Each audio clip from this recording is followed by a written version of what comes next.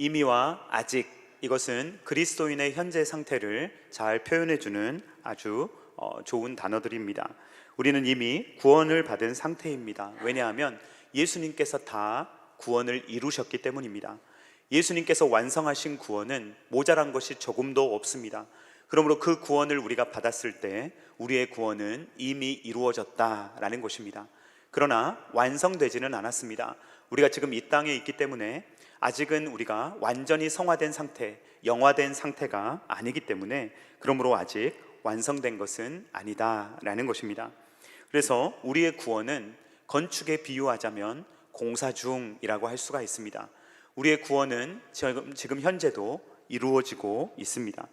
이 기간을 성경은 뭐라고 부르느냐? 종말이라고 부릅니다.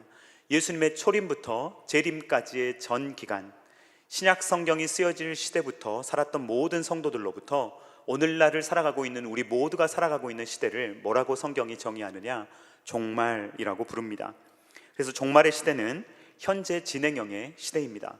현재 만도 아니고 미래 만도 아닙니다.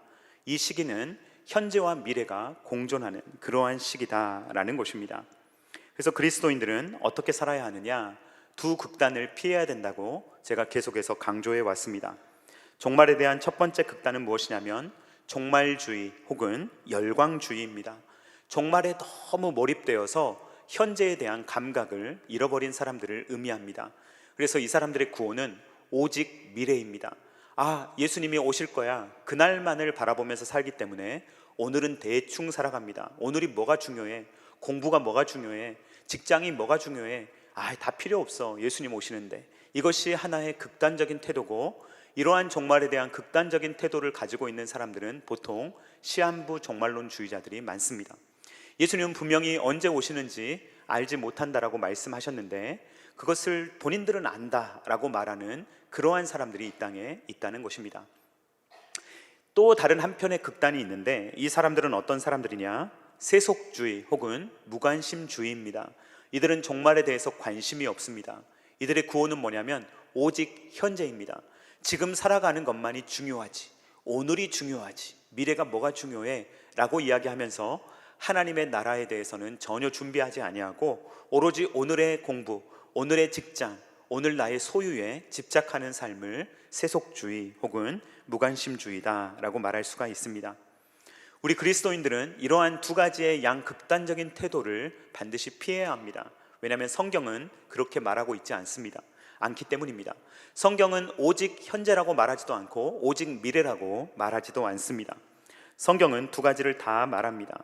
현재를 잘 살아가면서도 미래를 소망하는, 지금 종말의 시대를 살아가고 있다는 것을 기억하면서 오늘 내가 하고 있는 일에 최선을 다하지만 동시에 이 세상에만 미련을 갖는 것이 아니라 영원하신 하나님 나라에 우리의 소망을 두며 살아가는 것, 그것이야말로 이미와 아직 사이를 살아가고 있는 그리스도인들의 참된 자세다라고 말할 수가 있는 것입니다. 그러므로 우리는 일상을 살아갈 때 어떤 태도로 살아가야 될까? 자녀 양육은 어떻게 해야 될까? 부모 공경은 어떻게 해야 될까? 부부는 어떻게 살아야 될까? 직장에서는 어떻게 살아야 될까? 이 모든 일들이 사실 우리에게는 매우 중요한 일들이다라는 것입니다. 이미와 아직 사이에서 오늘을 지혜롭게 살아가는 것, 그것이 우리에게 매우 중요하기 때문에 잠언의 말씀이 우리에게 그러한 삶을 살아가는 데 있어서 매우 중요한 가이드라인을 주고 있다라고 우리는 볼 수가 있는 것입니다. 성경은 생명에 대한 책이요 구원에 대한 책입니다. 성경을 통해서 우리는 어떻게 죄가 이 땅에 들어왔고 우리는 왜 소망이 없으며 우리는 어떻게 예수 그리스도를 통해서 구원을 얻게 되는가라는 것을 우리는 성경을 통해서 발견하게 됩니다. 그런데요 여러분, 이 생명이라는 단어, 구원이라는 단어는요 그냥 천국에 들어가는 것만을 의미하지 않습니다. 그것도 중요하지만 그 이후의 삶도 구원이라고 부릅니다. 칭의만 구원이라고 부르는 것이 아니라 성화 또한 구원이다라고 부르는 것입니다. 그러므로 우리의 목적은, 우리가 신앙생활하는 목적은 단순히 천국에 가기 위한 것이 아닙니다. 천국만 들어가면 됐지, 이게 아닙니다 여러분. 하나님께서 원하시는 것은 우리가 이 땅을 살아갈 때 어떻게 주님을 더 닮아가는가, 어떻게 더 거룩한 삶을 살아가게 되는가라는 것을 우리 하나님께서 매우 중요하게 여기신다라는 것입니다. 구원에는 여러 면이 있는데요, 대표적인 것이 칭의와 성화입니다. 칭의는 우리의 신분에 대한 것입니다. 이것은 하나님이 100% 하시는 일입니다. 우리가 관여하는 일이 아니에요. 하나님께서 너는 의롭다 하면은 우리는 의로워지는 것입니다. 신분상 그렇습니다. 그런데요, 수준은 제각각 다릅니다. 예수님을 믿는 믿음으로 말미암아 구원을 받는 것은 똑같습니다. 구원의 값은 같아요. 예수님이라는 값이 똑같습니다. 그러나 그 예수님을 누리느냐, 얼만큼 누리느냐는 다 다릅니다. 어떤 사람은 정말 예수님을 풍성하게 경험합니다. 근데 어떤 사람은요, 이만큼 경험하는 거예요. 예수님을 이만큼 경험하고 하늘나라에 가는 것입니다. 그래서 성화는요, 우리 각자에게 주어진 몫이 있습니다. 물론 성화도 하나님께서 하시는 것이지만 우리가 성화를 이루어 가야 한다라는 것을 성경이 가르치는 것입니다. 칭의의 관점에서 보면 로마서가 정말 중요한 하나님의 말씀입니다. 그래서 많은 학자들이, 목사님들이 로마서가 중요하다라고 이야기를 합니다. 저도 그렇게 생각하고 언젠가 로마서를 강해할 것입니다. 그런데 여러분, 로마서만 중요한 게 아니고요, 잠언도 중요한 줄로 믿습니다. 성경은요, 어느 성경 한 권만 중요한 게 아닙니다. 한 구절만 중요한 게 아니에요. 창세기부터 요한계시록까지 66권의 말씀이 기록된 이유가 있습니다. 그 모든 말씀은 다 의미를 지니고 있습니다. 그러므로 우열을 가리지 말고 로마서는 로마서의 역할을 하고 잠언은 잠언의 역할을 하는구나 라는 것을 이해하면서 성경을 읽어가야 한다라는 것입니다. 신학교를 다닐 때 구약을 가르쳤던 어떤 교수님께서 해주셨던 이야기입니다. 교수님이 어렸을 때 가정예배를 매일 들으셨는데 부모님들이 꼭 잠언만 읽었다는 거예요. 매일매일. 그래서 너무 지겨웠답니다. 왜 그렇게 잠언만 이야기하나, 이게 너무너무 지겨웠고, 이제 신앙이 조금씩 생겨가면서 어떤 생각이 들었냐면, 아니 왜 우리 부모님은 예수님 이야기, 십자가 이야기, 복음 이야기를 해야지 왜 허구한 날 잠언 이야기만 하나, 이것이 굉장히 지루했다라고 말씀을 하시더라고요. 그런데 교수님께서 구약을 공부하면서 알게 되신 것이, 이 잠언의 말씀이야말로 성화를 다루는 거구나. 우리 그리스도인들이 어떻게 살아야 되는지, 생각은 어떻게 하고 어떤 태도를 가지고, 그리고 부지런하게, 그리고 상사를 대할 때, 그리고 밑에 사람을 대할 때, 그리고 다른 사람에게 말은 어떻게 해야 되는지, 어떤 태도를 가지고 살아야 되는지, 성화를 다루는 것이 잠언의 말씀이구나 라는 것을 교수님이 깨닫게 되었다고 합니다.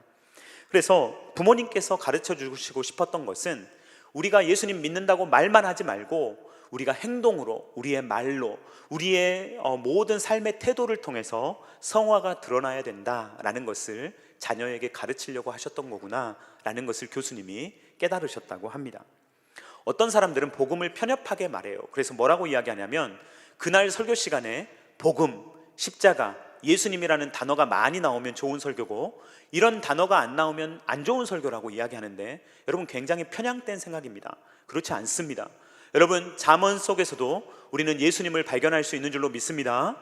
잠언을 그리스도 중심적으로 읽을 수 있는 줄로 믿습니다.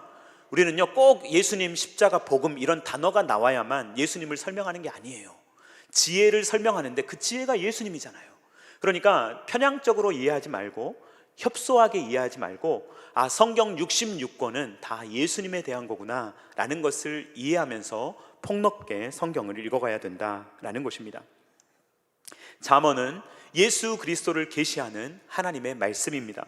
그러므로 잠언을 읽는 자, 잠언을 묵상하는 자, 잠언을 쓰는 자, 그러한 자들에게는 복이 있는 줄로 믿습니다. 그러면 예수님을 더 알게 됩니다. 잠언을 읽으면 읽을수록, 잠언을 쓰면 쓸수록 예수님을 더 많이 알게 됩니다. 잠언의 말씀을 묵상하면 예수님과 더 깊이 연결이 됩니다. 그리고 장점이 뭐냐? 잠언을 읽으면 읽을수록 우리의 신앙의 수준이 높아지게 된다는 것입니다. 저는 이번 신앙성장 무브먼트 주제를 잠언으로 3.1운동이라고 지어보았는데 한번 따라해 보도록 하겠습니다. 잠언으로 3.1운동. 네, 여기에는 두 가지 의미가 있습니다. 첫 번째는요, 말 그대로 31일 동안, 한 달 동안 진행된다라는 의미입니다. 이 잠언에 대해서 많이 강조하시는 목사님들은 목회를 어떻게 하시냐면, 성도님들께 이렇게 권면합니다. 성도님들 한 번에 한 번씩 잠언을 읽으십시오. 이게 사실 읽어가기가 쉽습니다. 왜 그러냐면 오늘 날짜만 기억하면 됩니다. 오늘 해당 날짜에 그 잠언을 읽어가라는 것입니다. 그렇게 하다 보면 이제 한 달 중에 31일까지 있는 달은 그날 읽어가면 되고요. 어떤 달 30일 날 끝난다고 하면 마지막 날에 2장을 읽으면 되니까요. 그렇게 1년에 몇 번 읽으라는 것입니까? 12번 읽으면 우리의 인생에 매우 유익하다라는 말씀을 하시는 목사님들이 있습니다. 여러분, 1년에 12번은 못 읽는다고 할지라도 우리가 이번 5월 한 달간 잠언을 잘 읽어갈 수 있기를 간절히 바라고 소망합니다. 여러분, 한 달 살기 많이 유행하지 않았습니까? 한 달을 다른 지역에서 살아보는 것이죠. 우리나라에서는 제주도로 많이 가셨던 것 같아요. 그리고 해외에 가서도 한 달을 살아보는 그러한 사람들이 있습니다. 한 달 살기가 주는 유익이 무엇입니까? 내가 그냥 아무 생각 없이 반복했던 행동들이 어떤 의미가 있고, 그리고 이제까지 어떻게 살아왔는지를 반추하고, 그리고 나서 앞으로 도대체 어떻게 살아야 될지 생각하는 시간이 한 달 살기가 될 수가 있는 것입니다. 그래서 우리가 물리적으로 어디 가지는 못할지라도 잠언 한 달 살기, 이 잠언을 통해서 우리가 한 달을 살아보면서 돌아보는 것이죠. 내가 과연 잘 살아오고 있는가? 내가 일상생활을 잘 해내고 있는가? 앞으로 남아있는 나의 인생을 어떻게 사는 것이 잘 사는 것인가? 라는 것을 잠언의 말씀을 통해서 우리가 알아가기를 원하는 것입니다. 두 번째로, 잠언으로 3.1운동이라는 주제를 제가 정한 이유는 독립운동처럼 진행된다라는 의미를 제가 부여한 것입니다. 자, 여러분, 3.1운동은 독립이 시작된 날이었습니까? 완성된 날이었습니까? 네, 시작된 날이지 완성된 날이 아니었습니다. 마찬가지로 이 잠언으로 3.1운동이 우리의 신앙 독립운동이 될 수 있기를 간절히 바라고 소망합니다. 여기서 독립이라는 것은 하나님 없이 혼자 산다는 말이 아니고요, 죄와 사망의 권세에 아직도 갇혀 있다면, 죄와 사망이 여전히 우리를 억누르고 그것이 우리를 식민지로 다스리고 있다면 거기에서 독립하는 그러한 독립운동을 우리가 해볼 수 있기를 간절히 바라고 소망하는 것입니다. 여러분, 아직도 옛사람의 영향을 받고 있다면 잠언을 통하여서 독립운동을 시작하시기 바랍니다. 아직도 헤어나오지 못하고 있는 어떤 죄가 있다면 그 죄로부터 나올 수 있는 계기가 될 수 있기를 주님의 이름으로 축원드립니다. 그래서 우리의 일상이 변화되는 것이죠. 나는 그리스도로 말미암아 새로운 피조물이 되었지. 그러니까 이제 옛사람에 갇혀 있는 것이 아니라 새로운 피조물로 살아야지. 그러면 어떻게 말해야 되지? 어떤 행동을 해야 되지? 시간은 어떻게 사용해야 되지? 대인관계는 어떻게 해야 되지? 직장에서는 어떻게 살아야 되지? 이 모든 것들이 우리의 일상 속에서 새로워지게 된다라는 것입니다. 어떤 분들은요, 잠언을 그냥 글귀가 좋네 이렇게 생각하실지 모릅니다. 서양에서는요, 이 속담처럼 성경의 말을 많이 인용합니다. 하나님을 믿지 않는 사람들도 이 성경이 워낙 문화 깊숙이 들어와 있기 때문에 그냥 성경의 글귀들을 여러 명언들처럼 사용하는 경우가 많습니다. 그러나 자기계발서와 잠언은요, 완전히 다릅니다. 출발점도 다르고 목적도 다릅니다. 여러분, 자기계발서는 누구 중심적입니까? 인간 중심적입니다. 그래서 인본주의, 어떻게 하면 인간이 어떤 생각을 갖고 살아갈 수 있는가. 그런데 여러분, 자기계발서를 읽어보면 내용이 같습니까? 다릅니까? 내용이 완전히 다릅니다. 어떤 사람은 네 마음대로 해라, 어떤 사람은 네 마음대로 하면 안 된다, 어떤 사람은 열심히 살아야 된다, 어떤 사람은 하마터면 열심히 살 뻔했네, 이런 책도 써요. 그래서 사람마다 달라요. 자기계발서는 다 다릅니다. 저도 수많은 자기계발서를 읽어봤는데 다 달라요. 자기 생각에 따라 다르고 경험에 따라 다르고 교육에 따라 다르고 모두가 각자의 자기계발서를 이야기합니다. 물론 공통적으로 일치되는 어떤 영역이 있지만 사람의 생각은 일관적이지가 않고, 자기계발서의 내용은 주로 뭐냐면 인간은 위대하다, 인간은 얼마든지 잠재 능력을 가지고 있다, 네가 뇌를 잘 활용하고 얼마든지 너도 좋은 사람이 될 수 있다라는 것이 자기계발서가 가지고 있는 핵심 내용입니다. 그런데요, 성경은요, 잠언은요, 완전히 다른 이야기를 합니다. 인본주의적으로 말하는 것이 아니라 신본주의적으로, 하나님 중심적으로 이야기를 하는데, 잠언은 뭐라고 시종일관 이야기하느냐? 자기를 믿지 말고, 스스로를 믿지 말고 하나님을 믿으라 라고 이야기를 하는 것입니다. 잠언 3장 5절 하반절 말씀 같이 읽도록 하겠습니다. 시작. 내 명철을 의지하지 말라. 시중에 나와 있는 자기계발서 읽어보십시오. 이런 내용 없습니다. 내 명철을 의지하지 말라라고 성경이 이야기합니다. 잠언 3장 7절 상반절 말씀 같이 읽도록 하겠습니다. 시작. 스스로 지혜롭게 여기지 말지어다. 아멘. 여러분, 우리들의 마음속에 있는 근본적인 문제가 있는데 교만입니다. 우리는 교만해요. 그래서 무슨 생각을 갖고 있냐면, 내가 그래도 저 사람보단 똑똑해, 내가 우리 부모님보단 똑똑해, 내가 내 자녀보단 나, 내가 우리 세론 누구보다는 나, 이런 식으로 자기가 더 낫다고 생각을 하는 거예요. 직장에 가서도 저 상사 정말 저렇게 답답하게 일을 해가지고 내가 훨씬 나은데, 이런 식으로 스스로를 지혜롭게 여기기 때문에 우리의 인생 가운데 수많은 문제가 우리의 삶 가운데 나타나게 된다라는 것입니다. 그래서 조언을 해주는데도 조언을 듣지 않아요. 귀를 꽉 막아버리고 오로지 자기 생각으로 이 땅을 살아가려고 하는 것입니다. 여러분, 그런데요, 이것은 개인만의 문제가 아닙니다. 공동체의 문제고 인류의 문제입니다. 여러분, 인류가 지금 여러 문제를 가지고 있습니다. 그런데 이 문제를 해결해 가고 있습니까? 잘 해결해 가지 못하고 있습니까? 사람들은요, 학문을 통해서 해결할 수 있다고 생각할지 모릅니다. 이 지식을 통해서, 혹은 철학을 통해서, 혹은 집단 지성을 통해서 해결할 수 있다고 생각할지 모릅니다. 그러나 여러분, 지금 일어나고 있는 여러 전쟁들을 보십시오. 잘 되고 있습니까? 전혀 안 되고 있습니다. 서로 자기의 이익, 얼마나 우리나라에 이익이 되는가, 이거 하나 양보하기 싫어가지고 서로 죽고 죽이는 일들이 지구상에 계속해서 일어나고 있습니다. 그래서 지금 온도가 올라가고 있고 지구의 대기질이 나빠지고 있고 빙하가 녹으면 어떤 바이러스가 나올지 모른다고 여러 이야기들을 하지만, 그런 이야기들에 대해서 어떤 해결책도 내놓지 못하고 있습니다. 이것이 인간의 현 주소다라는 것입니다. 그렇다면 여러분, 저와 여러분, 인류는 어떻게 해야 하겠습니까? 성경은 명확하게 답을 제시하고 있습니다. 잠언 3장 5절로 6절 말씀 같이 읽도록 하겠습니다. 시작. 너는 마음을 다하여 여호와를 신뢰하고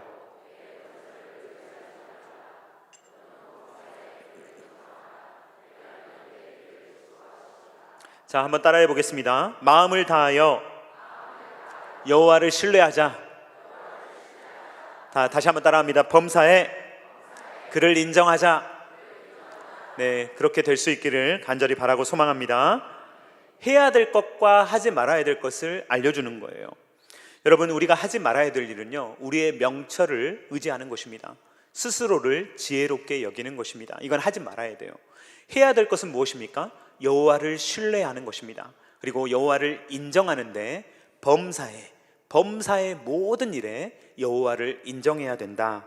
그렇게 되면 어떻게 됩니까? 그리하면 내 길을 지도하시리라 라는 것이 하나님의 약속인 것입니다. 여러분들이 이제 고속도로를 운전하고 가고 있다고 생각해 보시기 바랍니다. 운전을 하고 가고 있는데 갑자기 차에서 이상한 소리가 나요. 연기도 착 납니다. 그러면서 차가 더 이상 못 가게 돼서 차를 갓길에 이렇게 세우게 됐다고 가정해 봅시다. 그러면 이 고속도로 지나보면요, 이 비트박스가 있더라고요. 그래서 비상등 켜고 트렁크 열고 이렇게 말을 재밌게 썼던데, 여러분, 차가 고장나면 어떻게 해야 됩니까? 차를 갓길에 세우고, 그리고 나서 뭘 해야 됩니까? 전화를 걸어서 한국도로공사나 경찰 혹은 보험회사에 전화를 하면 된다고 합니다. 전화를 해서 도움을 구해야 합니다. 그런데 인지심리학자 김경일 교수님이 해주신 이야기인데요, 여자들하고 남자들하고 다르대요. 이제 차가 고장나면요, 여자들은 차에서 안 나온답니다. 비상등을 켜고 안 나온대요. 근데 남자들은요, 많이 나온대요. 남자들이 나와서 뭘 할까요? 본닛을 열어봐요. 그리고 뭘 할까요? 다시 닫는데요. 무슨 말이냐면, 남자들이요, 자기가 고칠 수 있다고 생각을 하는 것 같대요. 그래서 가서 차를 열어보는데 사실 차 정비 기술이 없는 사람이에요. 그러면 차를 보고 아무것도 못하고 그냥 닫는데, 그걸 열어보는 심리가 남성들에게 있다는 거예요. 그래서 그 교수님의 말에 따르면 이게 무슨 착각이냐면, 이 차 누구 거예요? 차 누구 거예요?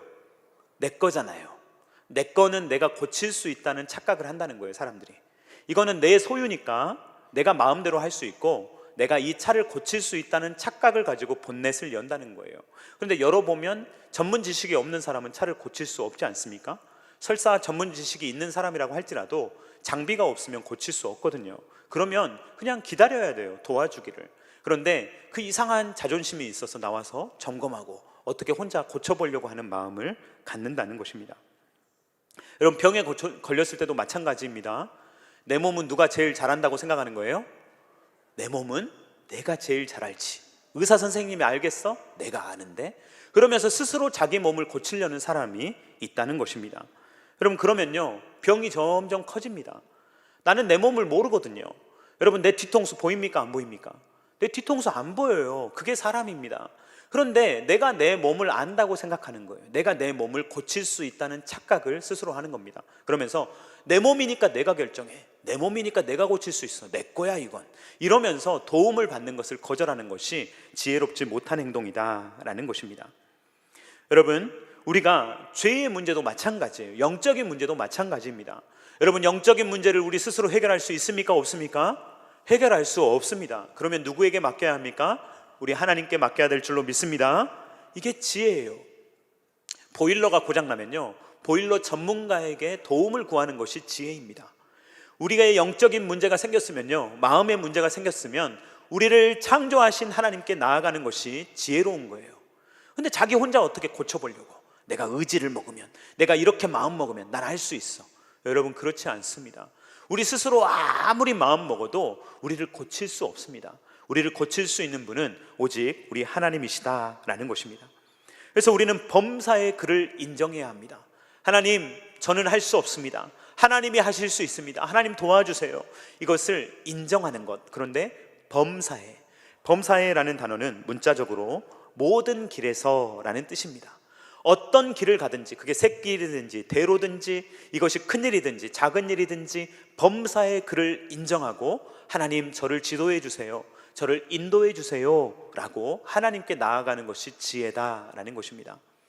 여러분, 힘들 때 하나님 앞에 나아가시기를 바랍니다. 그런데요, 잘 될 때도 하나님 앞에 나아가시기를 바랍니다. 어떤 사람들은요, 힘들 때만 하나님을 찾아요. 막 공부하는데 취업이 안 되고 막 학교도 못 가고 그러면 교회 와요. 그러다가 소기의 목적이 성취되면 또 하나님을 떠나버립니다. 그것은요, 지혜롭지 못한 거예요. 지혜로운 사람은요, 잘 되면 잘 되는 대로, 안 되면 안 되는 대로, 힘들면 힘든 대로, 힘 안 들면 힘 안 든 대로 하나님 앞에 나와서, 하나님, 제가 지금 너무 잘 되고 있는데 어떻게 합니까? 하나님, 제가 지금 잘 안 되는데 어떻게 해야 합니까? 범사의 그를 인정하라. 그리하면 내 길을 지도하시리라 라고 하는 것입니다. 이것이 지혜입니다. 잠언 9장 10절 말씀 같이 읽도록 하겠습니다. 시작. 여호와를 경외하는 것이 지혜의 근본이요. 아멘이십니까? 여호와를 경외하는 것이 지혜의 근본이요, 거룩하신 자를 아는 것이 명철이다 라고 성경이 이야기하고 있는 것입니다. 그러면 어떻게 하면 하나님을 우리가 가까이 하는 삶, 하나님의 지혜를 누리는 삶을 어떻게 하면 살아갈 수가 있겠습니까? 범사에 하나님을 인정한다는 것, 그것은 어떻게 이루어지는 것입니까? 결국에는요, 말씀과 기도로 살아가야 합니다. 말씀과 기도로 살아갈 때 하나님의 지혜를 만나게 되고 하나님의 은혜대로 이 땅을 살아갈 수가 있다는 것입니다. 그렇게 해야만 우리의 마음과 생각과 뜻을 지킬 수가 있는 것입니다. 잠언 4장 23절 말씀 같이 읽도록 하겠습니다. 시작. 모든 지킬 만한 것 중에 더욱 내 마음을 지키라. 생명의 근원이 이에서 남이니라. 아멘. 사랑하는 성도님들, 여러분들의 마음을 잘 지키실 수 있기를 주님의 이름으로 축원드립니다. 마음을 잘 못 지키면요, 순간순간 흔들리는 거예요. 조금만 외부의 상황이 바뀌면 내가 너무 많은 영향을 받게 되는 것입니다. 여러분, 그러지 마시고 여러분들의 모든 삶을 하나님께 맡기시기 바랍니다. 그러면 하나님께서 여러분들을 지도해 주시고 인도하시면 우리의 마음이 지켜지고 생각이 지켜지고 우리가 흔들리지 않는 삶을 살아갈 수 있게 되는 것입니다.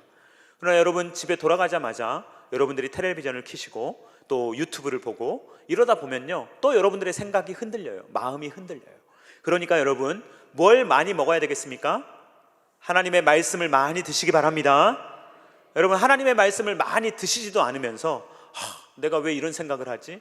왜 내가 자꾸 세상적인 생각을 하지? 아니, 세상적인 음식만 많이 먹으니까 그렇죠. 이렇게 살아야 된다, 저렇게 살아야 된다, 이 쇼츠 보고 유튜브 보면서 내 생각을 정리하니 내 생각이 그렇게 될 수밖에 없죠. 자꾸만 하나님의 말씀을 읽고 하나님의 말씀을 묵상하고 그 말씀을 가지고 살려고 할 때 우리의 마음을 지켜갈 수가 있다는 것입니다.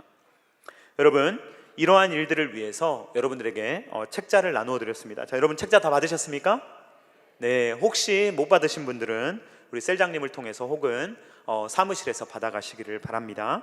여러분, 그래서 첫째는 새벽 기도를 혹시 한번 한 달 동안 하실 수 있으시면 해보시기를 바랍니다. 나와서 하시면 가장 좋고요. 혹시 나오시지 못한다면 유튜브를 활용하시기를 바랍니다. 설교 노트에 이 세 가지의 질문이 나오는데요. 어떤 질문이냐? 첫 번째는 하나님은 어떤 분이신가? 자, 여러분, 하나님은 오늘 우리가 읽은 잠언의 말씀에 따르면 하나님은 우리가 인정해야 되는 분인 줄로 믿습니다. 범사에 인정해야 될 분, 하나님은 내가 신뢰해야 될 분. 여러분, 나는 어떤 존재입니까? 내 명철을 의지하지 말아야 되는 존재, 스스로 지혜롭게 여겨서는 안 되는 존재, 절대로 교만하지 말아야 되는 존재. 그러므로 나는 어떻게 살아야 되는가? 나오죠. 어떻게 됩니까? 자, 나를 의지해야 되겠습니까? 아니면 하나님을 의지해야 되겠습니까? 하나님을 의지해야 될 줄로 믿습니다. 이런 식으로 잠언의 말씀을 통해서 하나님은 어떤 분이신가? 나는 어떤 존재인가? 그러므로 나는 어떻게 살아야 되는가? 라는 것을 매일 한 장 한 장을 가지고 정리를 하는 겁니다. 여러분, 그리고 여러분 이것을 개인적으로 하시는 것도 중요하지만 공동체에서 한번 나눠보시기를 바랍니다. 자, 필사를 하면요 잘 안 하게 돼요. 그러니까 어떻게 하는 게 좋냐면요, 셀끼리 한다면 사진을 찍어서 올리는 것이 좋습니다. 그날 필사가 끝나면 그 내용을 사진 찍어서 서로 올리면요, 아, 이분은 이렇게 하셨구나, 저분은 저렇게 하셨구나. 그리고 나도 긴장을 하게 돼요. 그렇게 한 달을 하다 보면요, 이것이 우리에게 영적인 유익을 주는 것입니다. 꼭 그렇게 하시라는 것이 아니라 가정별로, 셀별로, 또 여러 영적인 동역자들과 함께 내용을 나누시면요 훨씬 더 풍성해질 줄로 믿습니다. 자, 두 번째는 뭐냐면 필사입니다. 여러분, 필사를 성경을 몇 번 쓰신 분들도 있어요, 여러분들 중에. 자, 저는 잠언을 이번 신앙성장 무브먼트를 준비하면서 1장부터 31장까지 이렇게 제가 적을 수 있는 최대한 예쁜 글씨로 이렇게 잘 적어 보았거든요. 잠언을 필사해 보면요 참 좋은 게 뭐냐면 눈으로 읽으면 빨리 지나가요. 뜻도 모르면서 그냥 지나갑니다. 입으로 소리내서 읽으면 좀 더 천천히 읽게 돼요. 그런데요, 필사를 하면요 정말 천천히 읽게 됩니다. 그것을 받아 적어야 되기 때문에 살짝 외워야 돼요. 짧은 구절이지만 살짝 외워서 적어야 합니다. 또 적는 동안 봐야 돼요. 그러면서 잠언의 말씀을 매우 천천히 곱씹게 됩니다. 그러면 여러분, 하루에 3절씩 꼭 필사해 보시기를 바랍니다. 자, 여러분, 도전이 되신다면 이번 한 달 동안, 5월 한 달 동안 잠언을 1장부터 31장까지 하루에 한 장씩 한번 필사해 보시기 바랍니다. 와, 생각보다 아멘이 많이 나왔어요. 이번에 쌍둥이 출산하신 분이 계시는데 태교로 잠언을 쓰셨다고 하시더라고요. 이분은 제가 이거 할 줄 모르고 하신 것 같은데요, 잠언을 쓰면서 이 아이들 태교를 하셨다는 이야기를 들었습니다. 여러분들도 얼마든지 하실 수가 있습니다. 자, 세 번째로는 나에게 주신 잠언의 말씀. 제가 3구절씩 뽑았는데요, 이 3구절이 아니라고 할지라도 오늘 어떤 말씀이 나에게 은혜가 되었다면 그 말씀을 기록하고, 아, 이런 상황에서 이렇게 수준 있는 그리스도인이 돼야지, 내가 이 부분이 좀 모자랐는데 이 부분을 내가 잘 보완해야지 라고 여러분 스스로 잘 적용을 해보시기를 바랍니다. 그렇게 잠언 한 달 살기를 해보면 여러분들의 마음과 생각과 뜻이 조금 더 주님을 닮아가는 것을 경험하실 수가 있게 될 것입니다. 여러분, 성화는요 말로 이루어지는 게 아닙니다. 그냥 말만 한다고 되는 게 아니라 거룩해지기 위해서는요 실제로 거룩한 삶을 조금이라도 살아가야 합니다. 목이 마를 때는요 물을 보는 것만으로는 제 갈증이 채워지지 않습니다. 물은요 마셔야만 갈증이 채워지는 것입니다. 잠언을 마시시기 바랍니다. 잠언을 드시기 바랍니다. 여러분 스스로를 고치려고 하지 마세요. 여러분 스스로를 고칠 수 없습니다. 우리의 인생의 주인이신 하나님께 저를 말씀으로 고쳐주십시오. 특별히 5월 한 달 동안 잠언의 말씀으로 저를 고쳐주십시오 라고 하나님 앞에 나아가시기를 바랍니다. 5월 한 달 동안 가정의 달을 맞아서 제가 잠언을 가지고 이제 주제에 맞춰서 설교를 할 텐데, 어린이 주일, 어버이 주일, 스승의 주일, 부부 주일에 맞춰서 제가 말씀을 전하려고 합니다. 여러분, 어떻게 하면 우리의 가정이 변화될까요? 여러분, 내가 먼저 변화되어야 될 줄로 믿습니다. 내가 변해야 주변도 변할 줄로 믿습니다. 자꾸 말씀 듣고 집에 가가지고 여보 들었지? 이렇게 하지 마시고, 애들한테 오늘 목사님 설교 들었어? 엄마가 말했지 예전에, 이런 식으로 하지 마시고, 아이들에게 엄마가 좀 잘못했네, 아빠가 좀 이런 부분을 바꿔야 되겠다. 부부간에도 여보 내가 이런 부분에 좀 미숙했어요, 내가 좀 더 성숙한 그리스도인이 될게요. 이렇게 나를 좀 돌아보는, 나를 변화시켜가는 그러한 시간으로 우리가 이 5월 한 달을 지내면 좋겠습니다. 자, 하나님께서 나를 만져주시면 나도 살고 남도 살릴 수 있는 줄로 믿습니다. 나를 통해서 내 자녀도, 내 배우자도, 부모님도, 스승도, 제자도 나를 통해서 살릴 수 있는 그러한 생명사역자가 되기를 간절히 바라고 소망하는 것입니다. 여러분, 한 달 동안 사람이 변할까요? 안 변할까요? 한 달 이거 신앙성장 무브먼트 한다고 변할까요? 안 변할까요? 변하지 않을지도 모릅니다. 그거 한다고 사람 변한다고 보장은 못해요. 그러나 여러분, 하나님께서 만지시면요, 지금 이 순간에라도 여러분들이 변화될 수 있는 줄로 믿습니다. 하나님이 한번 만지시면요, 여러분들 생각 한번 만져주시면요, 그렇게 옆에서 말해도 안 되는 사람이요 한 번에 바뀝니다.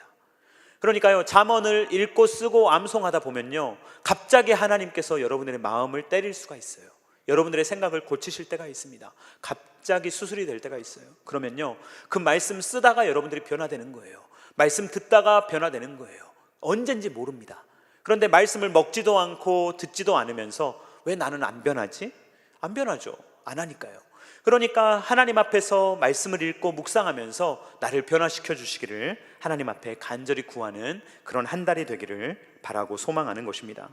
여러분, 오늘 말씀을 결단하면서, 여러분들의 마음 가운데 결단하면서 우리 잠언 3장 5절로 6절 말씀 다시 한번 읽고 말씀을 마치도록 하겠습니다. 시작. 너는 마음을 다하여 여호와를 신뢰하고 내 명철을 의지하지 말라. 너는 범사의 그를 인정하라. 그리하면 내 길을 지도하시리라. 아멘. 사랑하는 성도님들, 하나님을 신뢰하시고 하나님을 범사에 인정하시고 하나님께서 저와 여러분들의 손을 붙잡고 인도하시고 지도하시는 길을 걸어갈 수 있는 저와 사랑하는 성도님들, 우리 첨단 계략교회 다 될 수 있기를 주님의 이름으로 축원드립니다. 같이 찬양하도록 하겠습니다. 주님을 보게 하소서. 나를 보는 것이 아니라 주님을 보는 복된 삶을 살아갈 수 있기를 같이 결단하며 찬양하도록 하겠습니다.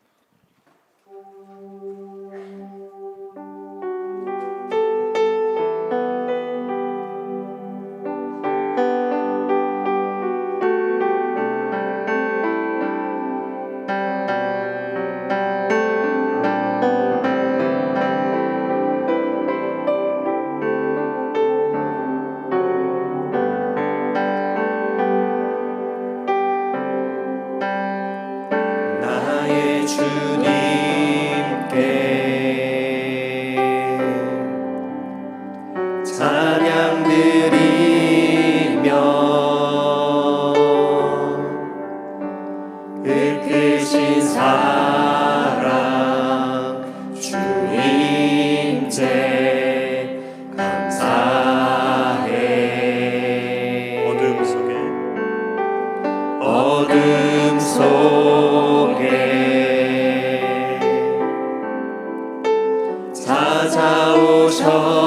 찾아오셔서 주님의 영광 보게 하시네. 의심하는 나를 손 내밀어 잡아주시네. 두려운 맘 내려놓고 주 바라봅니다.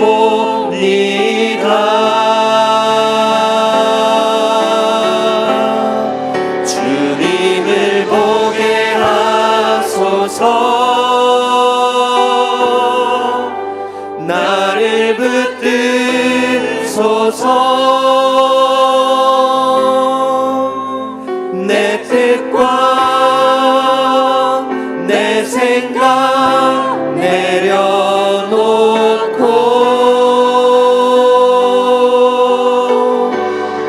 주님 앞에 나 엎드려 주의 음성 기다리니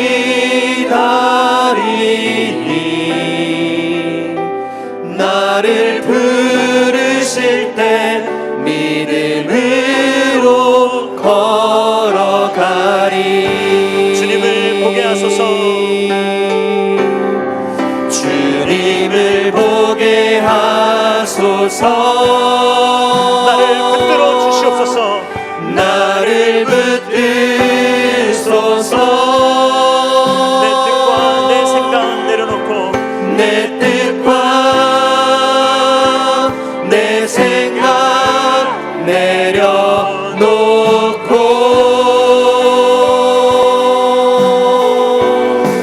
주님 앞에 나 엎드려 주의 음성 기다리니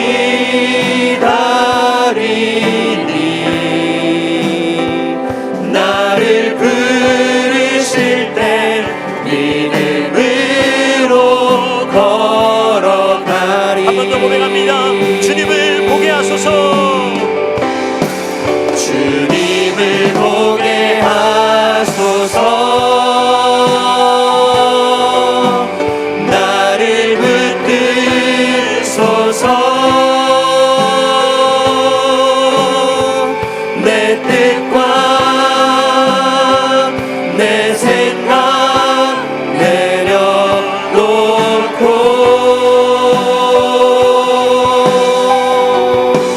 주님 앞에 나 엎드려 주의 음성 기다리니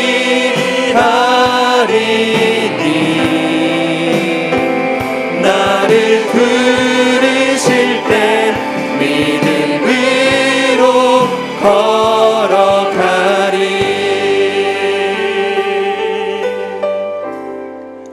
여러분, 아담과 하와는 스스로를 지혜롭게 여겼습니다.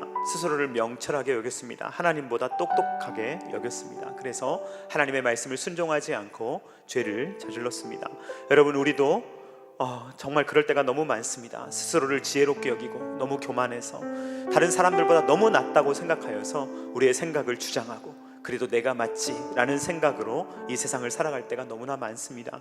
이 시간에 우리가 주님 앞에 나아갈 때 주여, 제가 스스로 지혜로운 척 했습니다. 제가 너무 교만했습니다. 주여, 이러한 생각들을 내려놓을 수 있도록 도와주시고 지혜로우신 하나님, 지 근본이신 주님 앞에 나와 주님의 도우심을 구하며 범사의 주님을 인정하는 삶을 살아가서 주님의 인도하심을 받는, 지도하심을 받는 삶을 살아갈 수 있도록 나의 삶을 주님께서 주장해달라고 다같이 주여 한번 외치고 기도하겠습니다. 주여, 주님을 보게 하소서. 나를 붙드소서. 내 뜻과 내 생각 내려놓고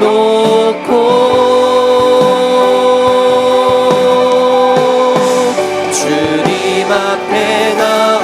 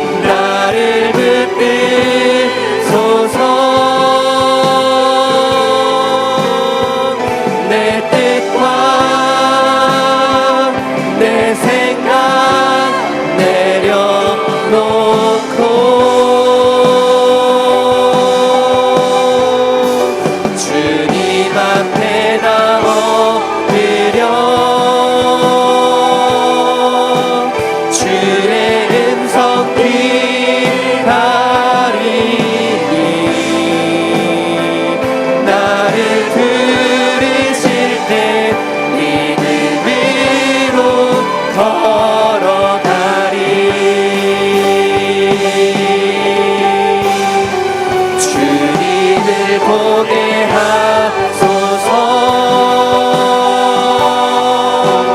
나를 붙드소서.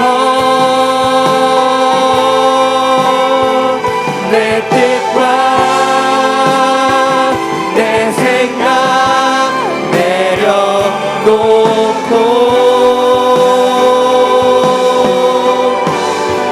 주님 앞에 나 엎드려 주의 음성 귀가리니